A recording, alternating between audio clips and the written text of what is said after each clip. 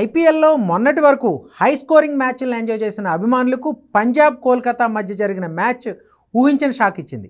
లో స్కోరింగ్ నమోదవడమే కాదు, చివరి వరకు ఉత్కంఠతో ఊపేసింది.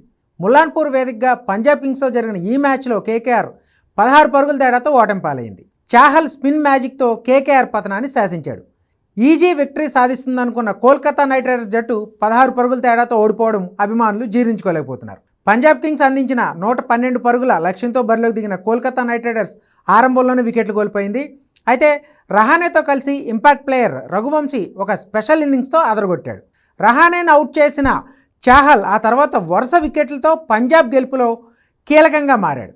రహానే, రఘువంశీ, రింకు సింగ్, రమణ్దీప్ సింగ్ను చాహల్ వరుసగా పెవిలియన్కు పంపించాడు. వెంకటేష్ అయ్యర్ను మ్యాక్స్వెల్ అవుట్ చేస్తే హర్షిత్ రాణాను మార్కో జెన్సన్ క్లీన్ బౌల్ చేశాడు.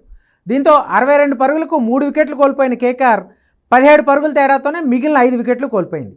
ఆఖర్లో రాండీ రసెల్ పోరాడినప్పటికీ కేకేఆర్కు ఓటమి తప్పలేదు. 16వ ఓవర్ మొదటి బంతికి మార్కో జెన్సన్ ఆండ్రీ రసెల్ను క్లీన్ బౌల్ చేశాడు. దీంతో కోల్కతా 15.1 ఓవర్లో 95 పరుగులకు ఆలౌట్ అయింది. ఐపీఎల్ చరిత్రలోనే అత్యంత స్వల్ప లక్ష్యాన్ని కాపాడుకున్న జట్టుగా పంజాబ్ నిలిచింది.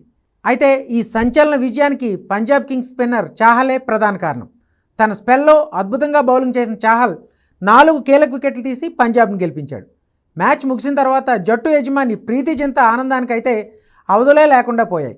స్టాండ్స్లో ఎగురుతూ, గంతులేస్తూ, కేరింతలు కొడుతూ తెగ సంతోషపడిపోయింది. ఈ క్రమంలోనే పంజాబ్ విజయంలో కీలకంగా వ్యవహరించిన చాహల్ను గట్టిగా హత్తుకుని అభినందించింది. ప్రస్తుతం దీనికి సంబంధించిన వీడియో సోషల్ మీడియాలో వైరల్గా మారింది.